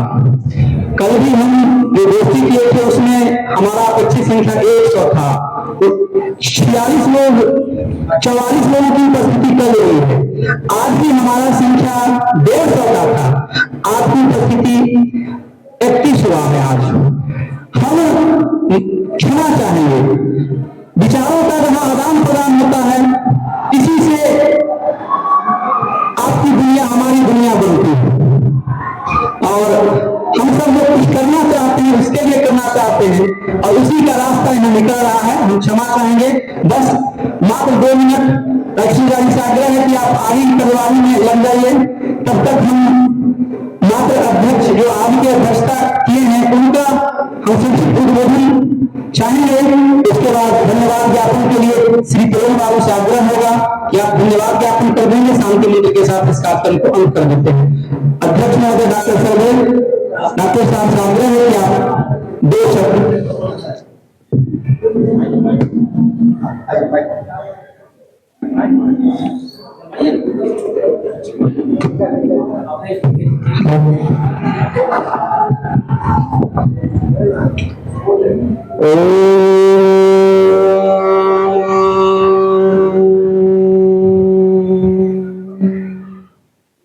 भूर्भुवः स्वः तत्सवितुर्वरेण्यं भर्गो देवस्य धीमहि धियो यो नः प्रचोदयात्। हे सर्वक्षक परमेश्वर, आप प्राणों के प्राण, दुख विनाशक, सुख स्वरूप, सारे जगत के पिता, उत्पन्न करने वाले हो, इसलिए हम आपका ध्यान करते हैं कि आप हमारी बुद्धि को सदैव श्रेष्ठ मार्ग की ओर प्रेरित करें अथवा लगाएं। परम सम्मानीय विद्यालय प्राचार्य महोदय, विद्यालय प्रबंध कार्यकारिणी के मंचासीन सम्मानीय सदस्यगण, विद्यालय के सभी शिक्षक शिक्षिकागण एवं बच्चों के निर्माता अभिभावकगण, आज बड़ी सौभाग्य की बात है कि जिस पद का योग्य नहीं था उस पद पर आपने हमको हासिल किया, इसलिए मैं आप सबका हार्दिक अभिनंदन स्वागत करता हूं। इसके पश्चात मैं आप विद्यालय को बहुत ही हार्दिक शुभकामना देता हूं कि इस बहुत ही सुगम्य तरीका विद्यालय को आगे बढ़ाने का अपनाया है। जब से मैं अपने बच्चों को नामांकन कराया था, उस समय से लगातार इस कार्य के लिए मैं विद्यालय पर प्रेस बना रहा था, और ये सब आज हुआ। जैसे ही परसों मुझे बार बार फोन आया कि मैं आपको आना है, ये संगोष्ठी रख दिया। मैंने कहा कि ये कैसे आपका संभव हो गया? 2 वर्षों में तो मैंने इसका लालसा लगाई था, नहीं हुआ। कहा कि हो गया, आपके प्रयास से हो गया। तो उस शनिवार को नहीं हो पाया क्योंकि मुझे एम्स में जाना था, और आज भी बहुत ही रिस्क उठा करके मैं आपके यहाँ आया, और ये देखने को मिला कि बहुत सारी जो हमने आप में कमियां थी वो बैठने के बाद ही किसी भी समस्या का समाधान हो पाता है। जब तक हम बैठेंगे नहीं, समस्या समाधान नहीं होंगे। आज आपने बैठने का काम किया है, इसलिए मैं हार्दिक अभिनंदन करता हूं विद्यालय परिवार को। साथ ही मैं ये कहूंगा, बहुत सारी बातें आई तो सभा संगोष्ठी शुरू होने से पूर्व ही माननीय आचार्य महोदय ने 4 बातें कहा कि सर्वांगीण विकास हेतु माता पिता, आचार्य, विद्यालय और परिवेश की महत्वाकांक्षा अत्यधिक होती है। ये वास्तविकता है, ये सच्चाई है। तो उसी में से जो पर्यावरण वातावरण की बात आती है, उसके बीच में ला दिया जाता है कि वातावरण या किसी कारण से हमारा परिवेश अच्छा नहीं होने की वजह से हम बच्चों को विद्यालय में डालते हैं कि वहां का वातावरण बहुत ही सुदृढ़ हो, जो हम यहाँ नहीं दे पाते हैं। यानी विद्यालय में परिवर्तन किया जाता है और वास्तविक परिवर्तन होता है। तो जो भी कमियां आज थी वो सामने आई है, और विद्यालय की ओर से सहर्ष स्वीकार किया गया है, इसको दूर करने का प्रयास किया गया है। तो कोशिश करने वालों की कभी हार नहीं होती है, और कोशिश करने के लिए हमारा विद्यालय परिवार सक्षम है। तो निश्चित रूप से विद्यालय जो पहले कभी था, शायद उस जाने का रास्ता अपना लिया गया हो। कई वर्षों तक बस फिर ये विद्यालय पटोरी में अपने स्थान रखता था, जो कि आज कांग्रेस का स्थान नहीं है, हम माने या न माने, लेकिन इस विद्यालय का स्थान हुआ करती थी जो आज नहीं दिखता है। फिर भी आप सब प्रयासरत हैं, वो दिन फिर वापस आएगा और शांति निकेतन, विद्या निकेतन इत्यादि जो बड़े बड़े विद्यालय हुआ करते थे उसमें इमारतें नहीं थी, फिर भी अच्छे विद्या की सौगंध आती थी, अच्छे वातावरण की सौगंध आती थी। तो वो चीज हम सब मिल करके यहाँ लाए। वो सोफा, वो गद्दा, वो काम नहीं आता है जिस पर रात भर नींद नहीं आए, लेकिन एक खाट, एक नीचे का बिछावन जिस पर आराम से नींद आए, वो सबसे बेहतरीन होता है। तो हम यही चाहेंगे कि बिल्डिंग नहीं हो, धरती पर बैठ के बच्चों को पढ़ाया जाए, वो संस्कार दिया जाए, वो सबसे बड़ी बात होगी। बिल्डिंग रहे या न रहे, बच्चों के संस्कार की सबसे बड़ी बात है। और अभी बहुत सारे अच्छे विचार आए हैं, विचार को सराहनीय करता हूं।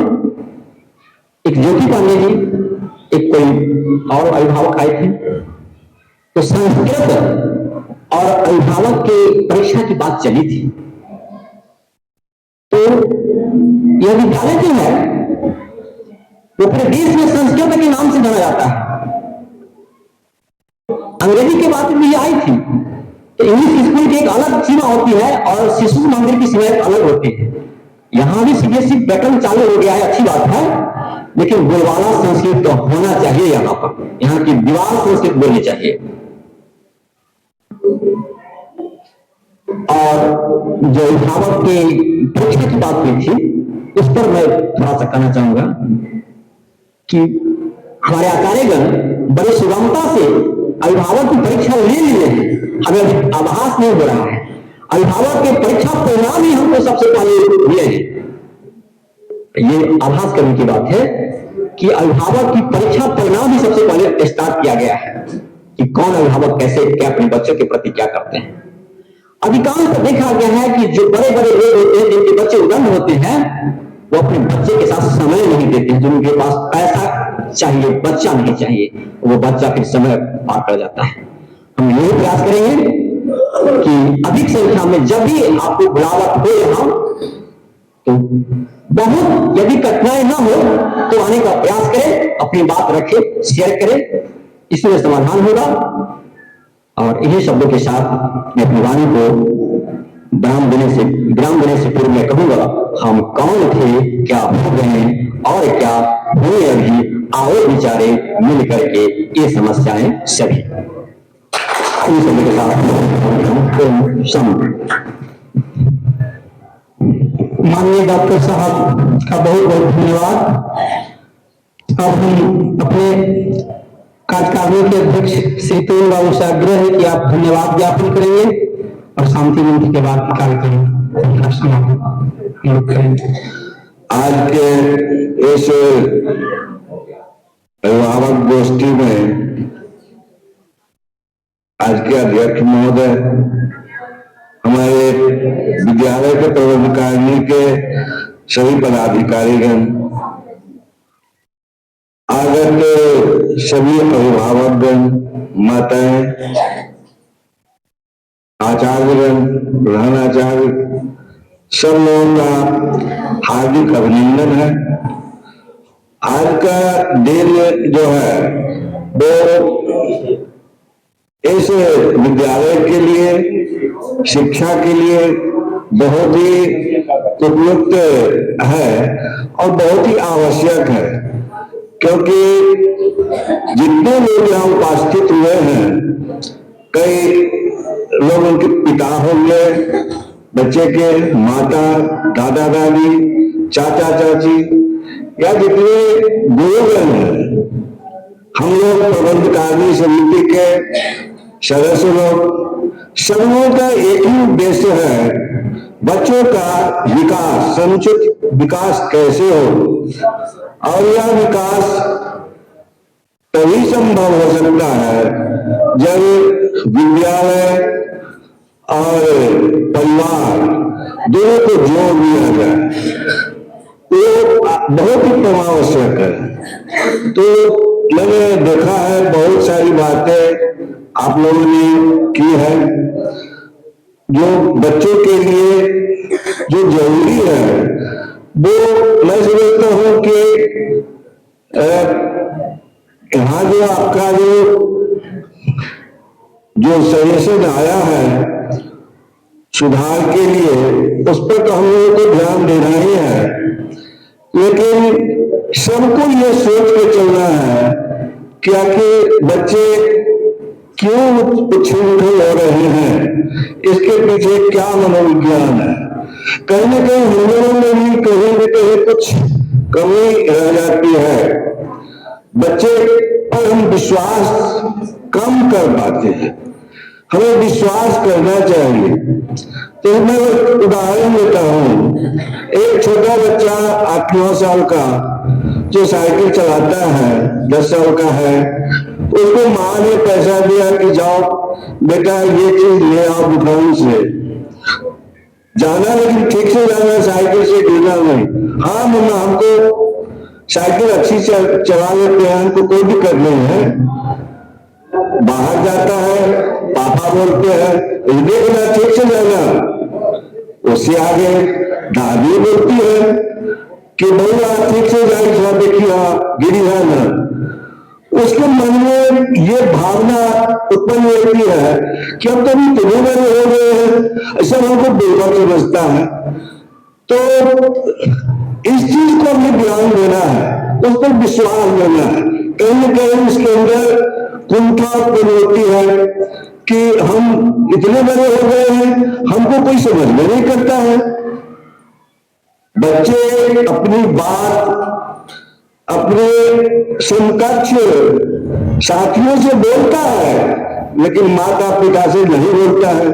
तो कहते चुप रहो, क्या बोलेगा तुम, मम्मा ये क्या है, पापा ये क्या है, तुमको नहीं समझना है, क्या बोलेगा छोटा, चुप रहो। इस तरह जो अगर करते हैं तो उससे एक निगेटिव जो है वो उसके निगेटिव ऊर्जा की है ऊपर के बच्चों में।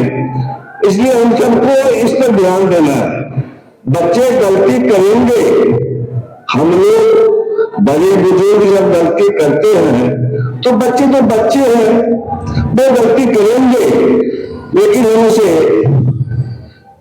उस गलती को प्यार से समझाएंगे, डांट कर, मार कर या अन्य तरीके से नहीं। बहुत सारे उसके उपाय हैं जिसको करके हम बच्चों को समझा सकते हैं। तो इन सब पर भी ध्यान देना है सब लोगों को। और खासकर मोबाइल जो है आजकल मैं देखता हूँ छोटे बच्चे, मैं स्वयं भी पोता पोती को देखा है और इस पर मैं बिगड़ा हूं कि नहीं ऐसा मत करो। यही बाद में ये परेशानी का सबब हो जाता है। छोटा बच्चा है, रो रहा है, उसे मोबाइल दे दिए, वहीं से शुरू हो जाता है मोबाइल देखना, और वो आदत जो है वो एक नासूर बन जाता है। मोबाइल में बहुत अच्छी बातें हैं, बहुत सारी ज्ञान की बातें मोबाइल से पढ़ सकते हैं, लेकिन इसी का दुरुपयोग अगर हो तो वो मोबाइल बहुत हानिकारक है। पढ़ने के लिए पढ़ सकते हैं, लेकिन उसका दुरुपयोग नहीं होना चाहिए, इस पर ध्यान दें। खासकर छोटे बच्चे को इससे दूर रखना चाहिए, और तभी हम बच्चों का सही उसका जो विकास हो सकेगा। और बच्चे का स्वभाव होता है नटखट होना, वो तो बदमाशी करेंगे, लेकिन बदमाशी करेंगे तो उसको हम अगर दूसरे तरह से दंडात्मक ढंग से उसका जो रोकने का प्रयास करते हैं तो वो और ही बढ़ता जाएगा। इसलिए कभी भी छोटे बच्चे को दंड नहीं देना है, उसे प्यार से समझाना है। प्यार में बहुत पावर है, उसको यदि उस ढंग से समझाएंगे तो निश्चित रूप से मैं समझता हूँ कि वो उसका निदान हो जाएगा। बशर्ते नहीं देखा है बहुत सारे बच्चे को जो जिन्हें मारपीट किया गया है, वो जितना मारपीट किया गया है, जितना उसको डांटा फटकारा गया है, बच्चे इतने बदमाश श्रृंखल होते गए हैं। तो मेरा अनुभव है स्वयं का, तो ऐसा न करेंगे। और निश्चित रूप से आप सभी गार्जियन से अनुरोध है कि बच्चे जब घर पर जाएं तो उन्हें प्रॉपर आप देखें।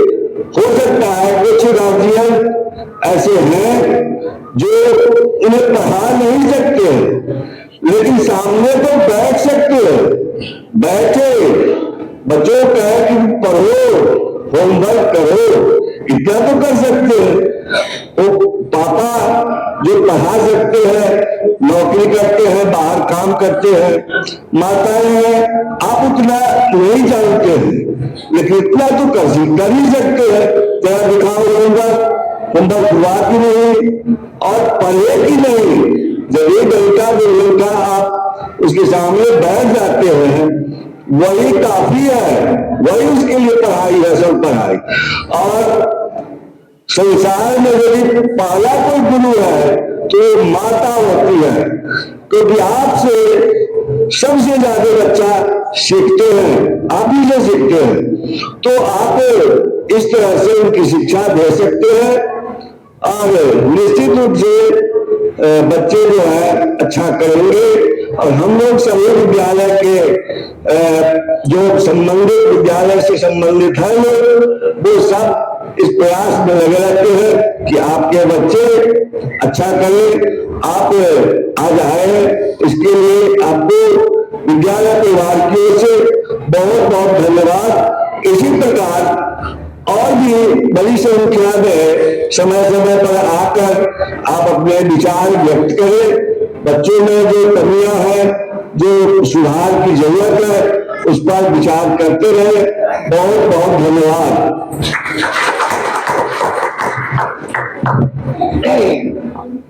चलिए, अब समय को देखते हुए आप लोगों ने क्या कहना चाहते हैं?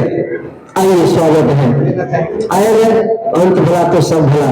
आइए, आप इच्छा से आए हैं, आपका स्वागत। ऐसे हमारा बच्चा हो चाहे आप लोगों में से किन्हीं का बच्चा हो, बहाना कर दिए कि आज हम मम्मी स्कूल नहीं जाएंगे, आज कुछ खास नहीं है, तो इस विषय में हम कहना चाहेंगे कि नेक्स्ट डे सर हमारे जो आचार्य जी हैं वो बच्चे से कुछ एप्लीकेशन अभिभावक से लिखवा के और उस पर सिग्नेचर करवा के लाए कि बिल्कुल ये बच्चे को मतलब सही रूप में ये छुट्टी लिया हो या ना लिया हो, अनुपस्थित क्यों हुआ, उसकी जानकारी सही में लिया है या नहीं, या कोई बहाना बना के घर पे रह गया हो, या किसी माता का या पिता का कमी हो, कहीं घूमने चले गए, या किसी कारणवश कहीं जाना हो, क्या कमी है, जो कहने का मतलब है ये जानकारी स्कूल को लेना चाहिए, वाकई में आए कि नहीं।